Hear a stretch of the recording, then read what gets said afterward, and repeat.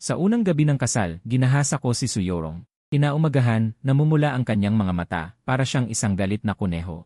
Linyu, huwag mo na akong subukang hawakan muli. Makalipas ang 6 na buwan, bumalik ang aking unang pag-ibig para makipag-ayos. Paulit-ulit akong nagpabalik-balik, hindi makatulog. Nakahiga si Suyorong sa isang tabi. Sa gitna ng dilim, hinila niya ang kamay ko at inilagay sa kanyang dibdib. Kinaumagahan, sumikat na ang araw.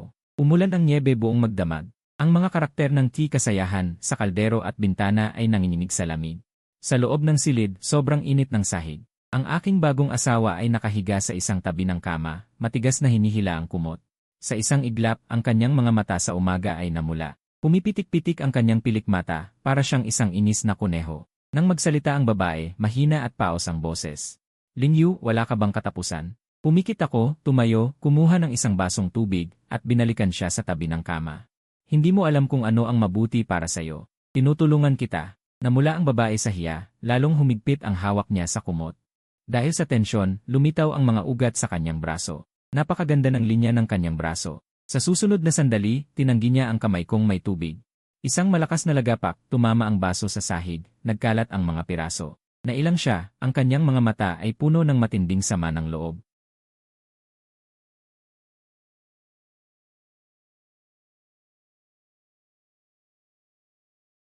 Kung ayaw mo maniwala, wala akong magagawa. Tinignan ni Suyorong ang mga piraso ng baso sa aking kamay, bahagyang nanginginig ang kanyang mahabang pilikmata.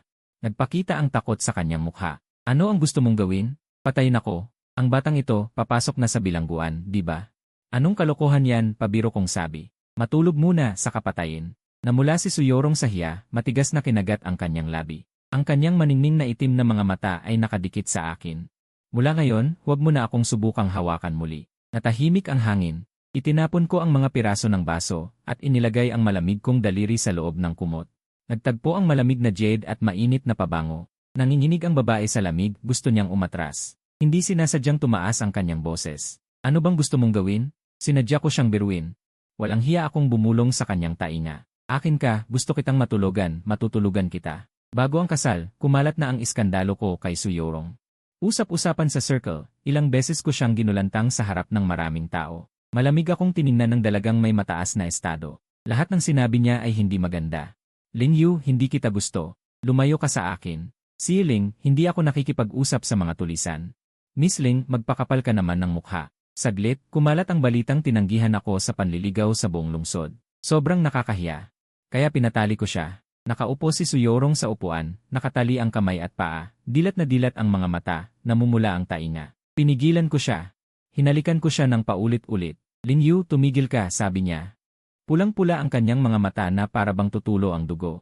Ang babaeng may pulang labi at puting ngipin, ang nunal sa kanyang ilong ay nagpapakita sa kanya na para siyang isang babaeng demonyo. Walang hiya akong lumunok ng laway at inihagis ang kamay pababa. Naninigas ang katawan ni Suyorong, nanginginig at takot ang kanyang tono. Huwag, nakikiusap ako. Binuksan ko ang kanyang blusa. Ang malamig kong daliri ay gumagala sa kanyang dibdib. Sa sumunod na sandali, sumakay ako sa kanyang hita. Maayos lang, huwag kang kabahan. Hahawakan ko lang, sabi ko, saka idinikit ang labi ko sa kanya at pinagtripan. Noong araw na yon, nasira siya. Galit na galit niya akong tiningnan, para siyang isang mababangis na hayop na mababaliw. Gusto ko lang ilabas ang galit ko. Hindi ko naman talaga intensyong gawin ang iba. Pero makalipas ang ilang sandali, pumunta ang pamilya Su sa aking lolo para humingi ng hustisya. Tinawag ako ng matanda pabalik sa lumang bahay. Matipid niya akong tiningnan. Kinilabutan ako. Nainis ako, parang estudyante lang, magsusumbong sa magulang. Bumuntong hininga ang matanda. Hinampas ng kanyang tungkod ang pulang kahoy na kasangkapan. Hindi ka ba lumalapit sa batang babae, saka siya pupunta rito para magsumbong?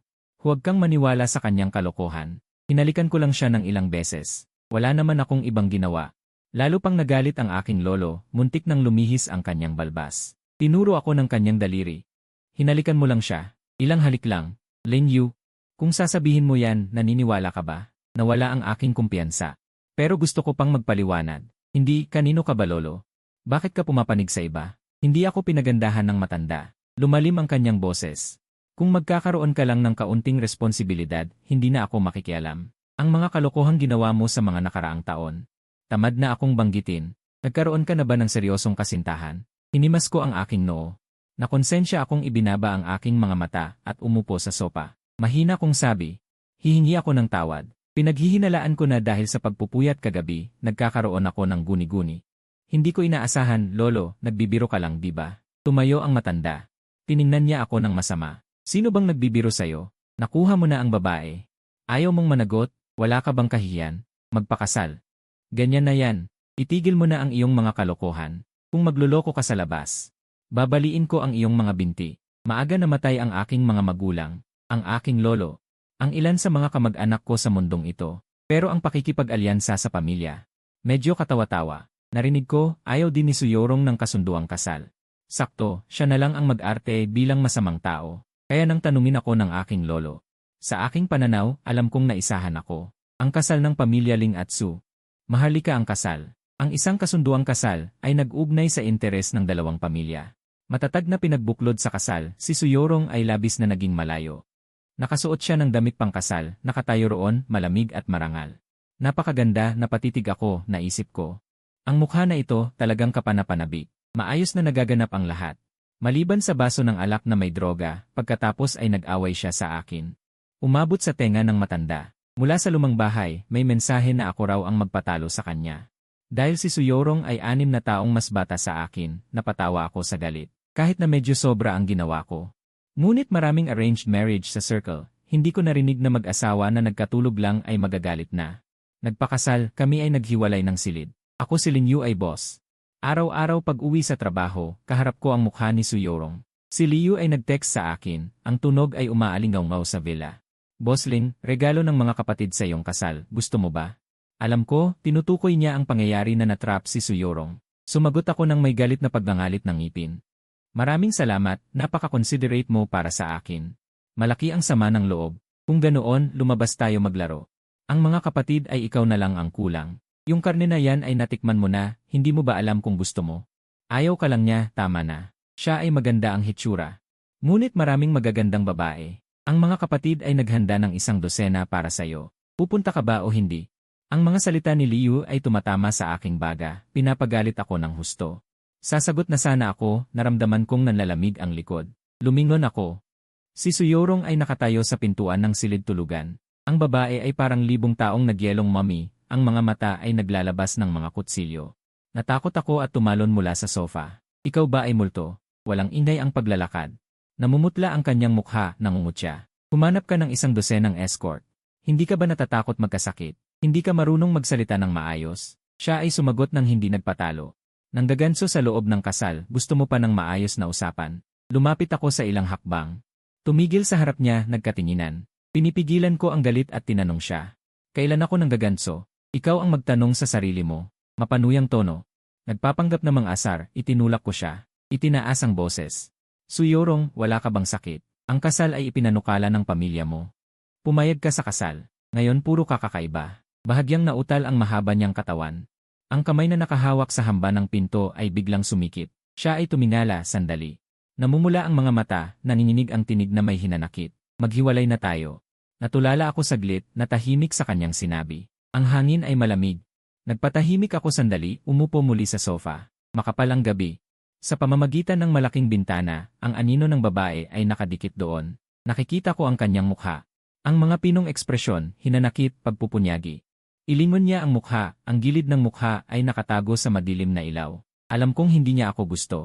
Ngunit kapag sinabi na ang mga salitang iyon, hindi mapigilan ang pait sa puso. Balita ko. Si Suyorong ay may taong gusto sa puso. Para sa ibang tao, gusto niyang makipaghiwalay sa akin. Gusto ba niyang mamatay? Papatayin ako sa galit. Kung hindi ko siya gagantihan, hindi na ako magiging ling. Kaya lumapit ako sa harap niya. Itinulak ko ang tao patungo sa silid tulugan hanggang sa kama. Kasabay ng pag-ingay ng pinto. Nagulat si Suyorong. Ako ay nagsanay ng 5-6 na taon sa sanda. Ang pagharap sa isang Suyorong ay madali. Sa panahong iyon, namumula ang kanyang leg. Ang mga paghinga ay malambot at namamaos. Ako ay mapang-api, hindi lang nang-api. Sadyang inaasar ko pa siya. Gusto mo pa bang maghiwalay? Ang mga mata ni Suyorong ay may pagnanasa. Ang kamay na humahawak sa aking baywang ay patuloy na sumisikip. Lin Yu, tumayo ka. Pilyong pinisil ko ang kanyang tiyan. Magmakaawa ka, tawagin mo akong asawa. Papakawalan kita. Nagalit siya, parang kakainin ako. Nangangagat ng ngipin. 1 beses, 2 beses, Lin Yu. Ito ay iyong sariling ginawa. Pagkatapos, siya ang pumalit bilang master. Sa susunod na segundo, ang aking mga kamay ay napigilan at ang aking bibig ay natakpan. Ang aking mga binti ay napigilan din, hindi ako makagalaw. Ang takot ay bumalot sa akin. Hindi ko alam dati na ganito pala siya kalakas. Bumaba ang aking katawan, lumakas ang aking pandama. Wala nang espasyo sa pagitan namin. Si Suyorong ay matigas at ang kanyang mga salita ay matapang. Patuloy kang magmalaki. Hindi ko na kaya. Sumigaw ako sa takot. Suyorong, lakas loob mo. Huminga siya ng bahagya, hinawakan ang leeg ko, hindi ako pinayagan na lumingon. Ano ang hindi ko kayang gawin? Lingyu, kung hindi kita disiplinahin ngayon, hindi mo na malalaman kung ano ang iyong apelyido. Kinaumagahan. Pagmulat ng mata, masakit ang buong katawan ko na parang dinurog ng malaking truck. Ang pwesto sa tabi ko ay matagal ng malamig. Sa isip ko, isinumpa ko ang 18 henerasyon ng mga ninuno ni Suyorong. Pagkatapos, naglakad ako patungo sa banyo na may manhid na katawan. Sa banyo, nakita ko ang mga marka at muli akong nagalit. Sumigaw ako ng tahimik, hayop, isang taong tahimik at mahinahon. Kapag nagalit, ganito pala. Tama nga, kapag nanggigigil ang kuneho, kumakagat din. Bakit hindi na lang niya ako patayin? Nagsuot ako ng bathrobe at dahan-dahang bumaba ng hagdan. Si Suyorong ay lumabas mula sa kusina. Nakasuot siya ng damit pambahay at apron. May dalang 2 plato. May napakalakas na pakiramdam ng pagiging malambing na asawa. Nagtagpo ang aming mga mata. Naging awkward ang kapaligiran. Sumandal ako sa rehas, pilit ng umiti. Panunuya ko, o akala ko ba si Miss Su ay tumakas dahil sa kasalanan. Sumimangot si Suyorong, hindi malaman ang kanyang emosyon. Kung dati, makikipag-away na siya sa akin. Ngayon, para siyang nagbago. Hindi siya nagsasalita. Hindi ko na siya pinansin at bumaba ng hagdan. Dahil sa sakit, kinagat ko ang labi ko. Inilapag ni Suyorong ang almusal at lumapit. Iniabot ang kanyang kamay, ibigay mo sa akin. Bumaba ang aking tingin. Tiningnan ko ang kamay na ito. Bumalik ang alaala kagabi, nanginginig ang puso ko. Si Suyorong, hindi ko alam kung ano ang naisip, na mula ang kanyang tainga. Tulungan kita. Kung sasabihin ko o hindi, talagang makakapal ang mukha ko. Kagabi, matapang at magaspang siya, tinawag ako. Ngayon, nanghihingi pa ako ng mas marami. Ibinuka ko ang aking mga braso, nagtaas ng kilay. Yakapin mo ako. Kumunot ang noo niya. Ginamit ko ang moral na panggigipit. Asawa mo ako. Hindi na siya lumaban, yumuko. Hirap na hirap niya akong binuhat. Payat ang kanyang katawan, kaya hirap siyang buhatin ako na isang malaking lalaki. Pero pinilit niya, hindi binitawan. Natawa ako ng may pagmamalaki. Napatigil si Suyorong. Dahan-dahan niya akong inihiga sa harap ng mesa. Pagkatapos, umupo siya sa tapat ko. Mahinang sabi, kumain ka na. Kinagat ko ang sandwich, lumiwanag ang aking mga mata. Masarap naman. Hindi ko inaasahan na ang babaeng ito ay marunong magluto. Tinitigan ko siya. Siya ay nakayuko, parang nasa mainit na upuan, sobrang awkward ang kanyang ekspresyon. Pagkalipas ng ilang sandali, sumimangot siya. Hindi mo ba ako titigilan? Itinaas ko ang aking baba. Maganda ka, bakit hindi ako dapat tumingin? Hindi ko na binanggit ang nangyari noong araw na yon. Natalo ako sa away sa kama. Sobrang nakakahiya, sinumang magbanggit ay kakalabanin ko. Tinanong ko siya pagkatapos. Nagpraktis ka ba? Tiningnan niya ako. Pinalaki ako ng aking lolo. Noong kabataan niya, nagmamay-ari siya ng ilang gilin. Pamilya ng martial arts. Ay, natamaan ako sa bakal. Sa mga sumunod na araw, sinadya kong paalisin si ate at Pina kay Suyorong. Ang lahat ng pag-aalaga sa akin. Hindi na uhaw, gusto kumain nito onyon. Galit na galit siya, pero parang isang inaaping asawa, hindi sumasagot. Basta pagluluto, minsan nagrereklamo. Masyadong maalat. Masyadong maalat din, bakit ang hirap mong alagaan? Ayaw mo ng luya. Ang sibuyas at bawang ay humihiling ng masarap kong luto. Anong kinakain ko? Lingyu, ubusin mo ang kanin sa iyong mangkok. Nakakahiya ang mag-aksaya. Nainis ako sa kanya hanggang sa hindi ako makatiis, at sa galit ay itinapon ko ang aking mga chopstick. Binigyan ko siya ng masamang tingin. Bago kami ikinasal, ganyan ang aking pamumuhay. Pinakasalan kita, bawal ito, bawal yan. Ang dami mong reklamo. Noong unang makita si Suyorong, 18 taong gulang pa lamang siya. Noon, katatapos ko lang maging nangunguna sa Ling Corporation, at wala akong panahon. Sino ang nagustuhan ko? Naaalala ko ng malabo, siya ay kaklase ni Liu. Tinawagan ako ni Liu, gusto niyang hiramin ang villa ko sa resort. Sabi niya gusto niyang mag-party kasama ang mga kaklase. Hindi na ako nag-isip, pumayag agad. Pero hindi inaasahan, nagkaroon ng aksidente. Nakipag-away si Liu sa isang kaklase dahil sa isang lalaki. Pagkatapos, sila ay dinala sa presinto. Iyon ang unang pagkakataon na nakita ko si Suyorong. Siya ay isang dalagang may matangkad na pangangatawan. Matatag tulad ng isang maliit na puting poplar, makinis ang linya ng mukha, at malamig ang kanyang mga mata. Ang magagandang tao, lalaki man o babae, ay laging nagpapatingin ng 2 beses.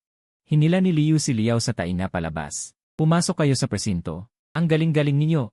Kuya, dahan-dahan, ang sakit. Nagdaan ang magkapatid sa harap namin, unti-unting lumayo ang kanilang mga boses, naiwan kaming dalawa ni Suyorong. Ako ang nanggulo, ikaw ang nanggulo, malamig na tingin sa akin ni Suyorong.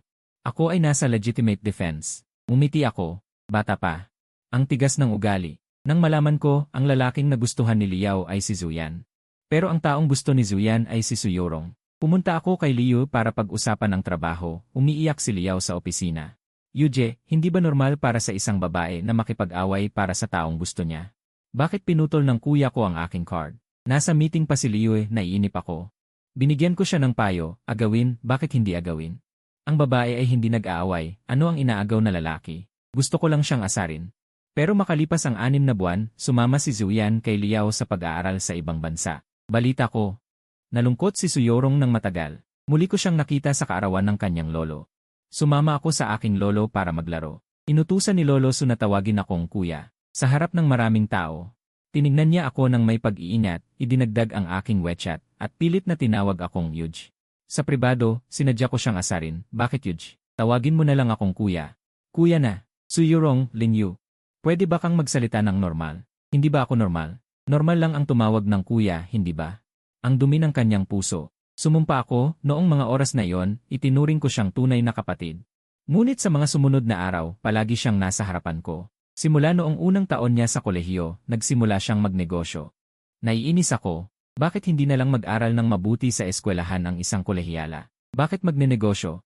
Dahil mabuti ang aking puso, inutusan ko ang isang tao na mag-invest sa kanya, ngunit tumanggi siya. Tumanggi siya sa Big Boss. Baliw. Sa WeChat. Mayabang pa siya, salamat sa kabutihan ni Lingzong, pero hindi namin kailangan. Hindi kailangan. Mas mabuti, nakatipid ako. Lumayo ako mula sa trabaho patungo sa bahay. Ngunit nakikita ko pa rin siya. Ang pangunahing dahilan ay magkaibigan sina Lolo Su at Lolo ko. Pagkatapos magretiro, lagi silang naglalakbay ng magkasama. Kung hindi naglalakbay, naglalaro sila ng chess sa bahay. Noong 3 taon ni Suyorong sa kolehiyo, madalas siyang magpakita sa harapan ko. Tuwing nasa bahay ko si Lolo Su, siya ang responsable sa pagsundo. Pero sa bawat pagkikita, hindi niya ako pinapansin maliban kung may matatanda. Sa mga pagkakataong iyon, magpapakasama ako, Rongbong, na-sprain ko ang paa ko, halika at ihatid mo si kuya. Rongbong, nagmamadali akong pumunta sa airport, pwede mo ba akong ihatid? Rongbong, napakaabala ko sa'yo. Hindi mo naman ako maiinis, di ba? Noong mga taong iyon, maraming taong pumapasok at lumalabas sa aking buhay. Karamihan ay panandalian lamang. Alam ko na hindi ako nagmahal ng tunay kaninuman. Marahil sa mundo ng negosyo, nasanay na akong mapanlinlang, laging may maskara. Hindi na ako naniniwala sa puso ng tao. Karamihan ng oras, nag-iisa ako. Paminsan-minsan, hinihila ako ni Liu para lumabas. Pumili ng ilang babaeng streamer para makatulong sa industriya ng live streaming, kahit sa daan patungo sa panonood ng live stream. Sumali rin si Suyorong, hinila niya ako patungo sa tabi ng kalsada. Ang mga tao sa ganitong lugar ay hindi mo dapat pakialaman. Hindi ka ba takot magkasakit? Ano bang sinasabi mo? Hindi ko narinig ng malinaw. Sinabi ba niyang may sakit ako? Huminto ako, ginamit ang 2 kamay ko para kurutin ang kanyang pisngi bilang paghihiganti. Yumuko ako at sa kanyang labi ay kumagat ako ng 1 beses. Napakalambot ng kanyang labi, parang halaya, makunat. Binitawan ko siya, may ngiti sa labi. May sakit ako eh. Kung may sakit man ako, ikaw ang unang mahahawaan. Nanlaki ang kanyang mga mata sa ilalim ng madilim na ilaw. Halatang namumula na siya. Lingyu, nababaliw ka na ba? Magagalit talaga ako, maniwala ka man o hindi. Sa aking alaala, ang mga kuneho lang ang may pulang mata.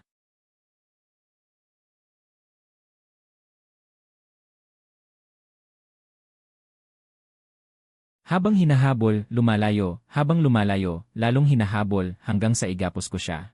Pagkatapos ng kasal, maliban sa kanyang pagiging mainitin ang ulo, si Suyorong ay medyo malambing sa ibang aspeto. Hindi naman lahat ng kasalanan ay sa kanya, mayroon siyang kapatid na babae sa ama, 2 taon lamang ang tanda kaysa kay Suyorong.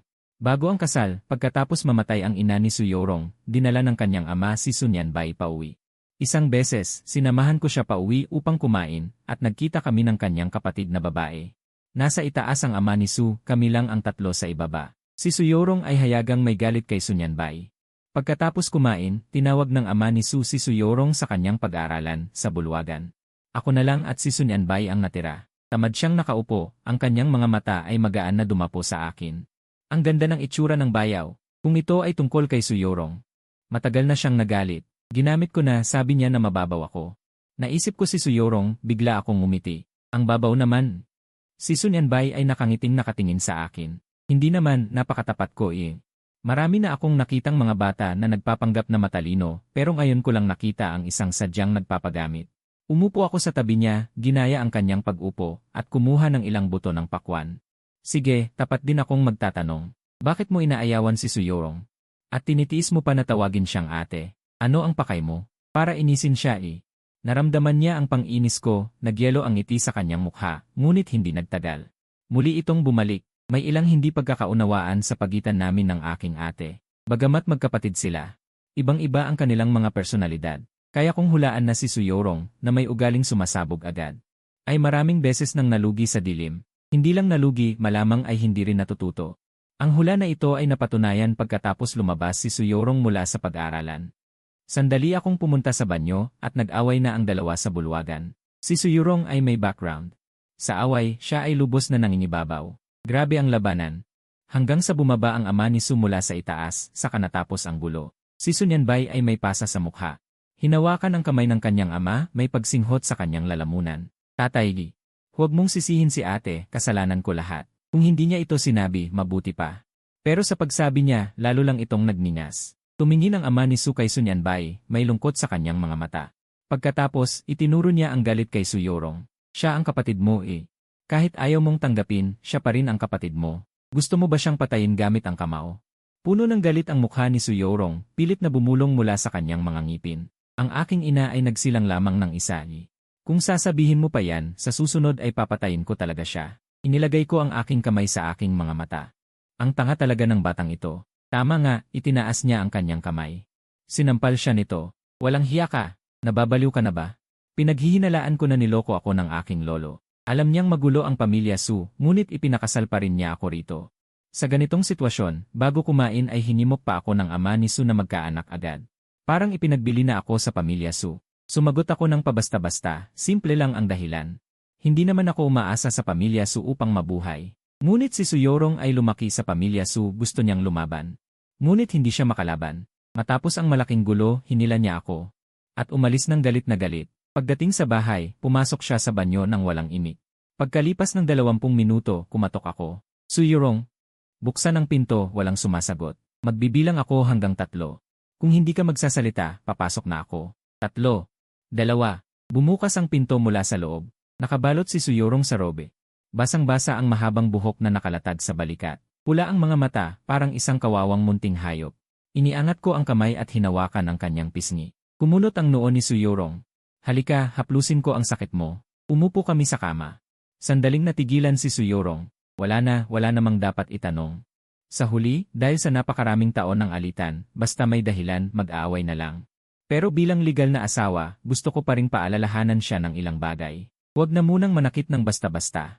Nagtanong siya, bakit? Tiningnan ko siya ng mahinahon. Sa bawat pagkakataon na sinaktan mo siya, lalong lumalapit ang loob ng tatay mo sa kanya. At hindi mo naman siya mapapatay. Nasisira pa ang relasyon ninyong mag-ama. Habang pauwi, naisip ko na. Sa aking reputasyon sa industriya, sinong ordinaryong pamilya ang maglalakas loob na makipag-ugnayan sa akin para sa kasunduan? Pero naghanap si Lolo Su. Simple lang ang dahilan. Si Suyorong, isang taong simple ang pag-isip. Ang tulad niyang may malakas na katawan, pero mahina ang isip, ay madaling laruin ni Sun Yanbay, na puno ng masasamang plano. Nagbuntong hininga siya. Akala mo ba mahalaga sa akin ang relasyon naming mag-ama? Kung hindi dahil sa utos ng lolo ko na umuwi, hindi na ako babalik sa buong buhay ko. Narinig ko ang kanyang parang bata na pahayag at napatawa na lang ako sa inis. Ang Su Corporation ay may bahagi ng pagsisikap ng nanay mo. Gusto mo bang ipasa ito sa iba? Nagtrabaho ka ng maraming taon. At nakita ko na lahat ng uri ng pakana at panlilinlang. Ang kasunduang pag-aasawa ay para sa kapwa pakinabang. Ilagay natin ang lahat sa malinaw na usapan. Mas mabuti kung alam ng bawat isa ang kanilang katayuan. Kung ganito, malinaw na ang lahat. Hindi rin itinanggi ni Suyorong. Tinanong ko siya kung bakit hindi siya pumasok sa sariling kumpanya ng pamilya at nagbitiw sa trabaho para magsimula ng sariling negosyo. Muli siyang nagpakita ng ganoong mapagmataas na ekspresyon. Buntong hininga ako. Ano ba ang ipinagmamalaki niya? Pagkatapos, sinabi ko sa sarili ko, okay na lang. Kasi simula pa lang niya sa kolehiyo. Walang nagtuturo, walang gumagabay. Kawawa naman ang bata, kaya binigyan ko siya ng payo. Sabihin ko sa kanya na humanap ng paraan para makapasok sa sariling kumpanya ng pamilya. Umiyak man, magalit. Magwala man, gamitin lahat ng paraan. Basta makapasok lang siya. Pero bago pa siya makapasok sa kumpanya, si Sun Yanbay ang unang dumating. Sa loob ng coffee shop, diretsahan siyang nagsalita. Ipinaliwanag niya may ilang hindi pagkakaunawaan sa pagitan namin ng aking ate. Kinuha ko ang kape at walang ingat na hinalo ang tasa, sabay sabi ng may pag-isip. Ngumiti ng mahinahon si Sun Yanbay, pagkatapos ay parang nagsabi ng isang malaking biro. Nang matapos siya, kung tungkol lang sa kasunduan, maaari mong piliin ako. Matalino ako, masipag, at hindi naman ako mas pangit kaysa kay Suyorong. Ang mahalaga, hindi kanya gusto. Sumilim ang aking mga mata. Si Suyorong sa kalagitnaan ng gabi. Ba ito sinabi sa tenga mo? Nakakainis talaga. Nasayang lang ang oras sa pagkikita ko sa kanya. Tumayo ako at tiningnan siya ng mataas. Pinutol ko ang kanyang pangarap sa araw. Kung walang mahalagang bagay, huwag mo na akong hanapin. Kahit hindi ko siya piliin. Hindi rin kita pipiliin. Ikaw ay anak sa labas, hindi bagay sa aking katayuan. Pangalawa, masyado kang bata. Hindi ka pa maaaring kumuha ng lisensya sa kasal. Pangatlo, nagkataon lang, ako ay isang taong medyo mababa ang ugali. Gusto ko ang mga hindi ako gusto. Pagkasabi nito, kinuha ko ang aking jacket. Lumabas ako. Tumayo si Sun Yanbay at mabilis na iniabot ang kamay. Hinarang ako. Hindi mo ba gustong malaman noong huling beses sa bahay ng Su? Bakit sinaktan ako ng aking ate? Lumalabas para sirain ang relasyon. Napahinto ako ng may interes. Sa susunod na ilang minuto, nagkwento siya sa akin ng isang kwento. Binanggit niya ang unang pag-ibig ni Suyorong, isang lalaking nagngangalang Zuyan.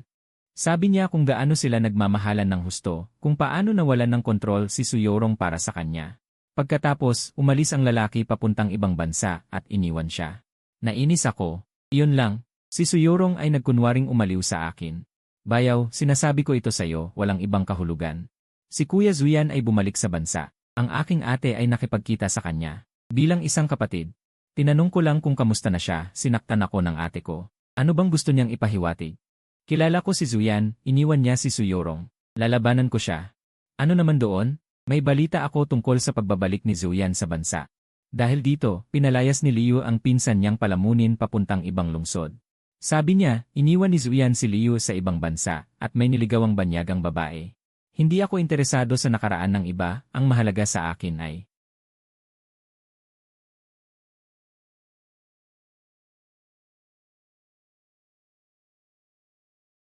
natigilan si Suyorong. Lumayo ka, sobrang kakaiba naman. Gusto niya talagang manatili sa guest room. Bigla, ayaw ko nang magtanong. Ano bang silbi na ako lang mag-isa ang nagpapanatili ng kasal na ito? Dahil ayaw niyang makipagtulungan, putulin na lang natin. Pumasok ako sa kwarto niya. Tapos lumabas ako nang hindi lumingon. Pumasok si Suyorong sa kumpanya ng Su. Ilang araw akong nasa biyahe. Sa mga oras na yon, nagmensahe si Suyorong sa WeChat ko. Hindi ako masyadong sumagot, malamig ang trato ko. Kung isang salita lang ang kaya, hindi na ako magdadagdag ng ikalawa. Pagbalik ko mula sa biyahe, nakipagkita ako sa ilang matatandang kaibigan. Diretso sa bar, kumikislap ang neon lights, maingay ang musika at mga tao. May hawak na inumin si Liu, ang mga mata niyang usisero ay dumaan sa akin. Pagkatapos, bulong niya sa tenga ko, pagkatapos magpakasal ng panganay na si Lin. Hindi ka man lang makaalok, akala ng mga kuya mo nagbago ka na. Noong nakaraang araw ay abala, tuyot ang paliwanag ko, nagbuhos ng isang baso ng matapang na alak. Ininom, iniisip ang relasyon namin ni Suyorong, walang saya. Talagang walang saya, halata ni Leo na wala ako sa sarili, tumungo siya. Bumulong sa tainga ko, huwag kang ganito, hindi ito katulad mo. Kung masaya ang kasal na ito, magpapatuloy tayo, kung hindi masaya. Maghiwalay na lang, para kanino ang malungkot mong mukha. Makatuwiran. Ako, sanay na sumunod sa puso ko, sino man ang magpapalungkot sa akin. Paalisin na lang siya. Pagdating sa bahay, mga 2:00 ng madaling araw. Pagbukas ng pinto, si Suyorong ay nakaupo sa entrance na nagpapalit ng sapatos, parang kakabalik lang. Nang makita niya ako, ang sama ng mukha niya. Lingyu, gusto mo bang tingnan kung anong oras na? Bakit hindi mo sinagot ang tawag? Bahagyang kumunot ang noo ko. Mahinahong sabi, nakasilent, hindi narinig. Tapos, hinubad ang sapatos, nakayapak. Pasuray-surot na naglakad papuntang kwarto, inabot ako ni Suyorong para suportahan, tumigil ako. Biglang nagsabi, magdiborsyo na tayo. Makalipas ang kalahating oras. Lumabas ako ng banyo, may kumatok sa pinto, isang beses. 2 beses, 3 beses, napakagaan ng tunog. Mahina rin ang boses ni Suyorong. Linyu, tulog ka na ba? Mag-usap tayo. Kalahating lasing pa ako, binuksan ang pinto ng kwarto. Pinapasok siya. Maingat akong tiningnan ni Suyorong, gumalaw ang sulok ng bibig. Ano ng problema mo? Sabihin mo kung may sasabihin ka. Hindi ba tayo nagkasundo noong huli? Huwag nang banggitin ang diborsyo. Parang may nangyari noon. Noong. Inisip ko ang kabuuan. Ang kasalang dulot ng alyansa ng pamilya, paano ito basta-basta matatapos? Siguro akala ko, pero ngayon tila ayaw ko na. Tahimik ko siyang tiningnan. Mahal mo ba ako? Kumunot ang noo ni Suyorong. Ano bang problema mo? Siguro dahil sa epekto ng alak, bigla akong nakaramdam ng hiya. Pagkatapos, namumula ang dulo ng aking mga mata. Ayokong magmukhang mahina sa harap niya, kaya tumalikod ako. Binuksan ang kumot at pumasok sa kama. Sige na. Lumabas ka na. Ngunit hindi lumabas si Suyorong. Hinila niya ako pataas. Ikaw naman, Linyu, mahal mo ba ako? Paano ko ba sasabihin yon? Kung sasabihin kong mananahimik siya, saan ko ilalagay ang dangal ko? Pareho niyang inagaw ang panlabas at panloob na karangalan. Sino ba siya? Anong karapatan? Kaya ang sagot ko ay, hindi mo gusto. Biglang nagbago ang mukha ni Suyorong. Linyu, hindi mo ako gusto pero nakikipagtalik ka pa rin sa akin. Umisi ako. Hindi mo ako gusto pero ganoon din naman ikaw. Gusto ko lang ang itsura mo.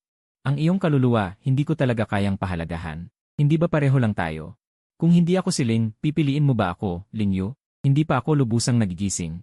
Ano ba ang hindi mo masabi? Tayo ay nagkakasundo sa kanya-kanyang pangangailangan. Ngayon matutulog na ako, lumayas ka na. Mabuti. Ang aking mainit na pagsasalita ay nagpaalis kay Suyorong. Nagkaroon kami ng Cold War. Madalas akong magbiyahe. Si Suyorong ay pamilyar sa kumpanya sa gabi. Walang nag-uusap. Pagkalipas ng 1 buwan, sa isang handaan, nakilala ko ang isang dating kakilala. Shen Ziu. Sa hapagkainan, nakatitig siya sa akin na may bahagyang ngiti. Xiao Yu, matagal na tayong hindi nagkita. Tuwiran akong tumango. Shen ate, matagal na tayong hindi nagkita. Si Shen Ziu ang aking unang pag-ibig. 2 taon ang tanda sa akin. Noong kolehiyo, 2 taon kaming nagsama. Pagkatapos ay nag-immigrate siya at naghiwalay kaming mapayapa. Mahal na mahal ko siya noon. Ngunit gaano man kagusto, hindi ko isasakripisyo ang sarili kong buhay para sa sinuman. Makalipas ang maraming taon, siya pa rin ang mature at elegante niyang anyo. Pagkatapos ng handaan, ang bawat boss ay sinundo ng kani-kanilang driver.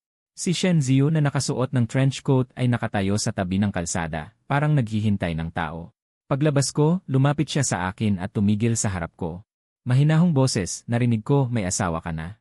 Umurong ako ng isang hakbang, malinaw na sabi. Mga ilang buwan na. Si Shen Ziu ay tumingin sa akin ng may kahulugan, pilit na ngumiti. Binabati kita. Salamat. Mabuti ba siya sa'yo? Bahagya akong tumigil, mabuti. Pagkatapos, inabot sa akin ang isang maliit na kahon, regalo sa kasal. Tinawagan ko ang aking assistant. Ngunit ang sumundo sa akin ay si Suyorong. Pagkaakyat sa kotse, inilagay ko ang kahon ng regalo sa aking bag, mahigpit na pikit ang labi ni Suyorong. Isang anyo ng pagpipigil ng galit. Pagdating sa bahay, hindi na niya napigilan. Sino siya? Hindi ba niya alam na may asawa ka? Si Suyorong ay tumingin sa akin. Ang iyong unang pag-ibig, ako ikaw, anong pakialam mo? Ako ang iyong Hindi man lang niya masabi ang salitang asawa. Sino ba ang tunay na mag-asawang natutulog sa 2 kama? Pinaliit ko ang aking mga mata. Ngunit sa pagitan natin, hanggang sa pakikipagtulungan lang ba tayo? Kahit hindi pakikipagtulungan, bilang asawa, hindi ka rin kwalipikado. Namula ang mga mata ni Suyorong sa galit, kaya ang babaeng iyon ay kwalipikado. May itsura ngunit walang laman. Nagpanggap. Tumutol ako, mas mabuti pa yon kaysa sa pagiging bata mo. Pabigla-bigla, walang laman ang utak, walang laman ang tiyan. Maliban sa itsura mong ito, ano pa ba ang mayroon ka? Sa isang saglit, tumigil ang hangin. Si Suyorong ay may pulang mga mata, parang gusto akong sakalin. Humihingal siya sa pwesto. Naisip ko na kung magsalita pa siya ng masama. Bukas ay ibibigay ko na sa kanya ang kasunduan sa diborsyo. Ngunit wala na siyang sinabi, diretso lang ang tingin sa akin. Kamakailan ay mahirap ang trabaho, kaya ginawa kong cold treatment si Suyorong. Nag-text siya sa akin. Hindi ako sumagot. Ngunit si Shen Ziu ay kung saan-saan nakuha ang numero ko at laging nagyayaya sa akin na kumain. Tumanggi ako dahilan, busy.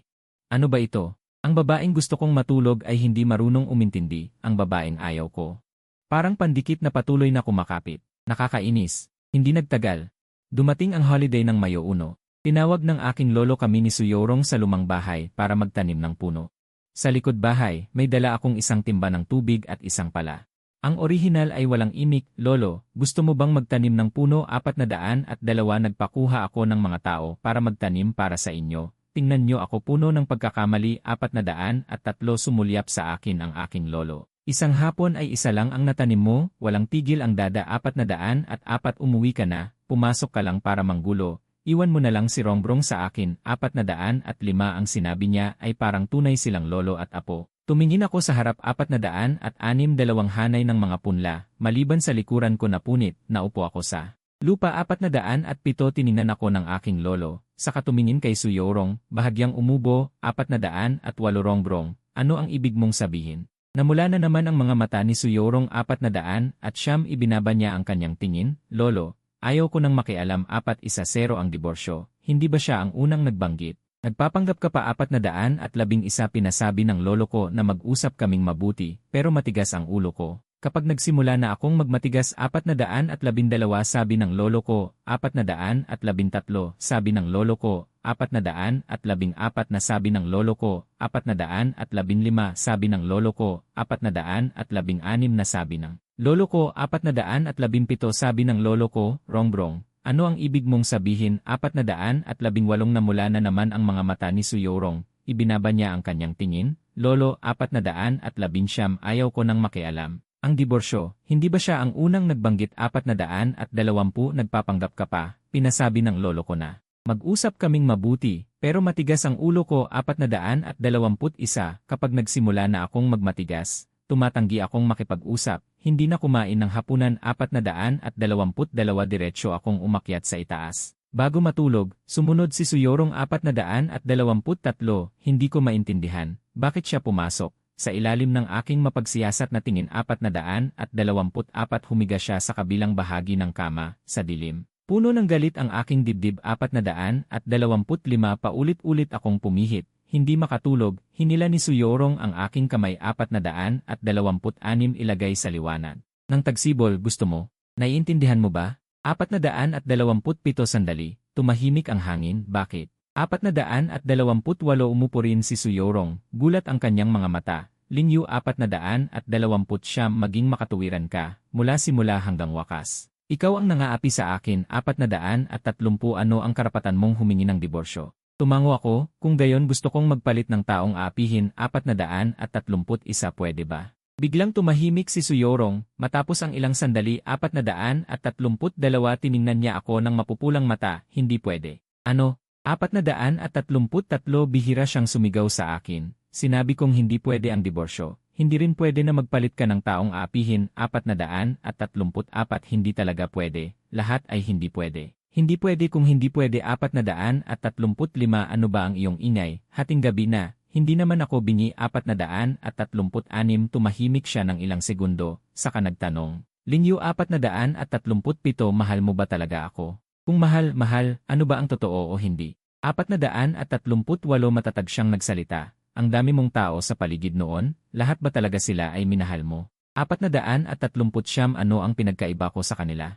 Linyu, maging tapat ka sa iyong sarili 440 itinuturing mo ba akong isang laruan? Kapag gusto mo, lalaruin mo, kapag ayaw mo 441 hindi mo na pinapansin, mahilig ka lang maglaro. Mahilig sa maraming babae 442 mula nang magkakilala tayo. Habang niloloko mo ako, naglalandian ka sa iba't ibang babae 443 ngayong kasal na tayo, nang bumalik ang isang tinatawag na isda. Gusto mo na akong itapon 444 habang nagsasalita, napaiyak niya ang sarili. Aha 445 ano itong ginagawa? Mabilis akong umupo sa tabi ng kama, tinakpan ko ang kanyang bibig 446 hindi, huwag kang umiyak, ano ang iyong iniiyakan, ano ba ang dapat iyakan? 447 tumulo ang kanyang luha ng pahulog-hulog, pinunasan ko ang kanyang luha. Mahina siyang inalo, 448 magbaba ka ng boses, huwag ka nang umiyak. Hindi masyadong soundproof ang bahay na ito, 449 mamaya magigising ang lahat.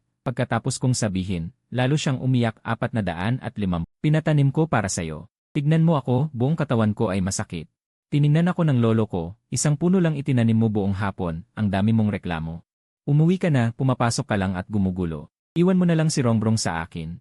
Parang mag-ama raw sila sa sinabi niya. Tumingin ako sa unahan. Dalawang hanay ng mga punla, maliban sa punit na tabla sa likod ko. Naupo ako sa lupa na parang lumpo.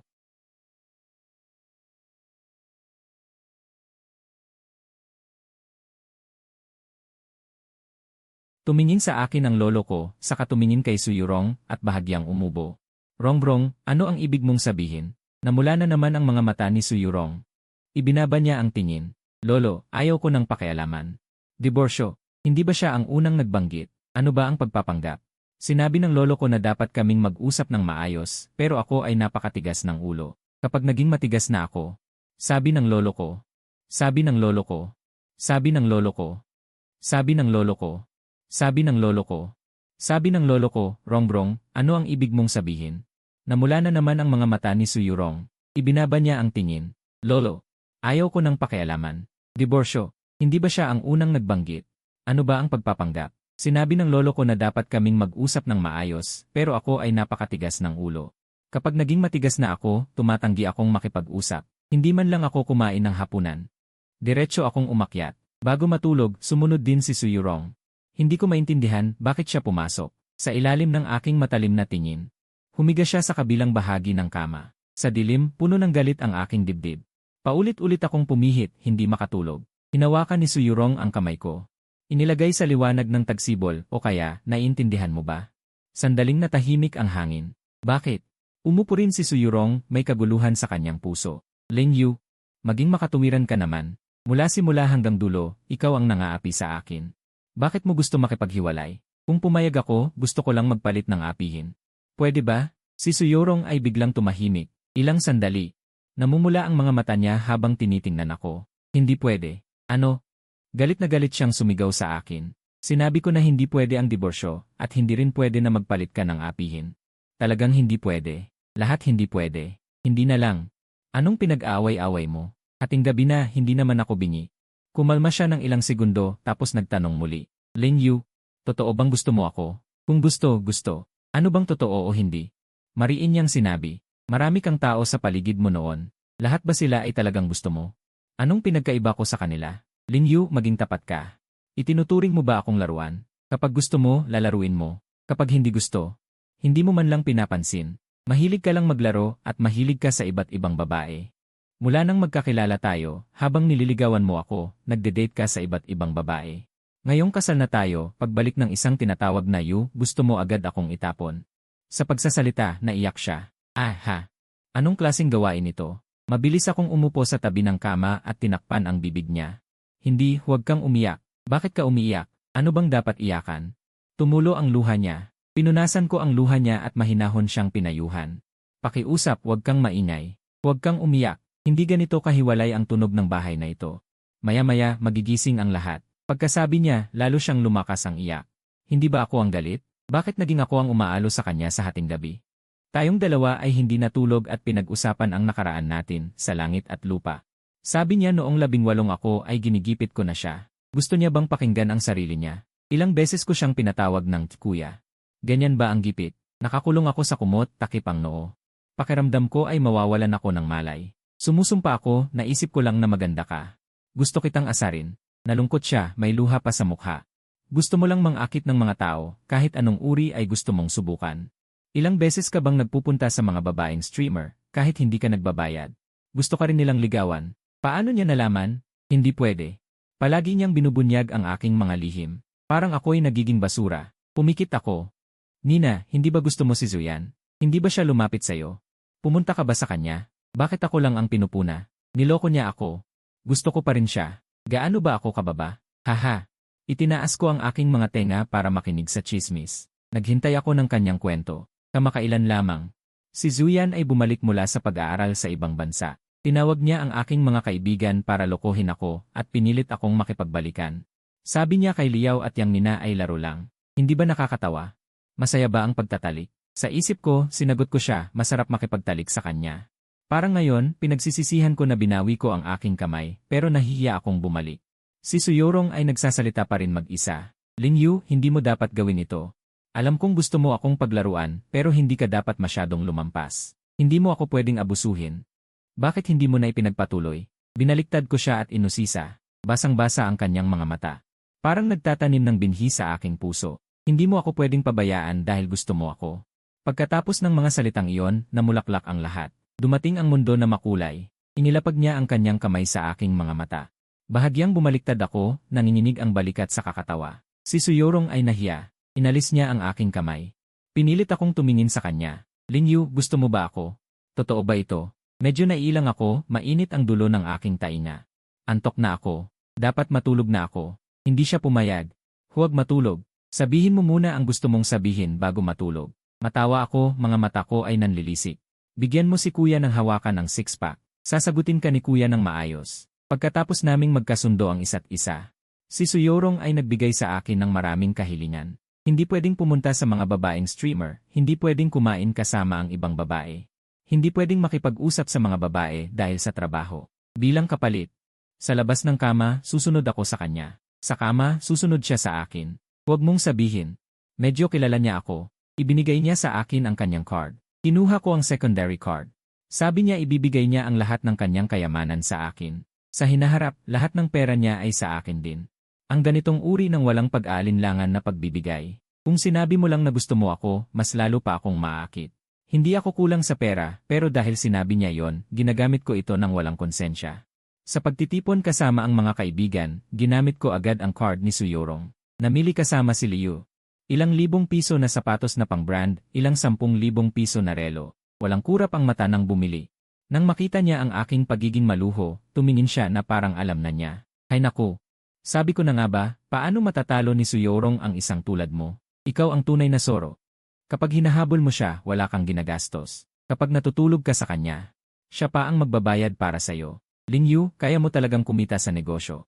Ang lalim ng iyong pag-iisip. Si Suyorong ay mabilis na natuto sa mga gawain ng kumpanya. 6 na buwan na ang nakalipas. Siya ay isang baguhan pa. Ngayon sa mga simpleng proyekto, eksaktong nakikita na niya. Ang mga patibong doon, si Lolo Su ay masaya. Dati ay ayaw pumasok sa kumpanya. Ngayon ay sobrang aktibo. Tinawagan niya ako, puno ng reklamo. 2 linggo na kitang hindi nakikita. Kahit na sa trabaho, hindi ba pwedeng magkita tayo? Umiti ako, sadyang kinukutya siya. Hindi ba sinabi mong kikita ka ng pera para sa akin? Sa iyong kakayahan ngayon, hindi mo kayang sabayan ang bilis ng aking paggastos. Nagsisikap na ako. Sige, bilisan mo. Nalungkot siya. Pagkatapos ng tawag, pumunta ako sa hapunan kasama ang kliyente. Napakahirap kausap ng kliyenteng ito. Para sa deal na ito. 3 beses akong pumunta sa lungsod na ito, at sa hapunan ay muli kong nakita si Shen Ziu. Ipinakilala ako ni Client Zhang kay General Manager Lin, ito si General Manager Shen. Natigilan ako saglit, sinalubong ang mga matang nakangiti ni Shen Ziu, at inilipat ang tingin kay General Manager Zhang. General Manager Zhang, hindi ba't nagkataon ito, si Shen Ziu?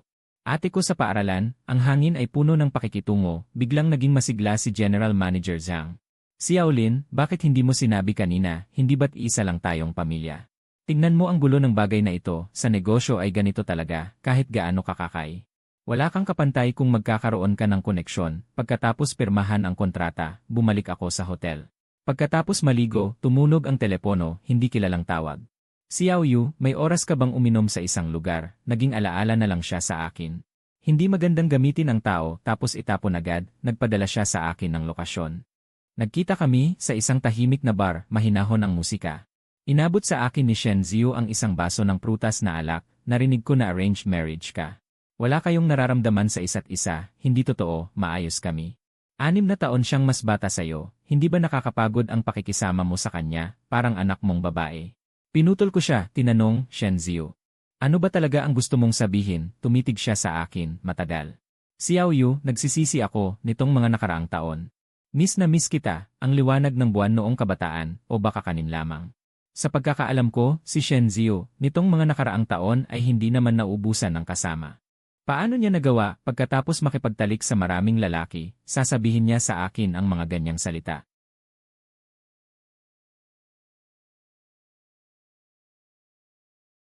Shen Ziu, umuwi ka ba para sadyang inisin ako? Naging emosyonal siya, hindi, itinaas ko ang kamay ko para pigilan. Kahit totoo o hindi, sasabihin ko na ngayon sa iyo ng malinaw. Ang nakaraan, matagal ko nang nakalimutan, ang nasa puso ko ngayon ay si Suyorong lamang. Yung regalo mo sa kasal ko, hindi ko binuksan. Ipinabalik ko sa iyo, pakitingnan mo na lang, hindi ako nagsisinungaling. Gusto ko talaga si Suyorong, bata at malambot ang katawan kapag inaapi. May lasa ng kabataan, pagbalik ko mula sa biyahe, sinundo ako ni Suyorong sa airport. Tanghali, kumain kami sa isang restaurant, ikinuwento ko ito. Bigla siyang nagalit, malakas na nagtanong, nakipagkita ka kay Shen Ziyu ng mag-isa. Napatawa ako, ate, huwag kang mag-alala ng sobra.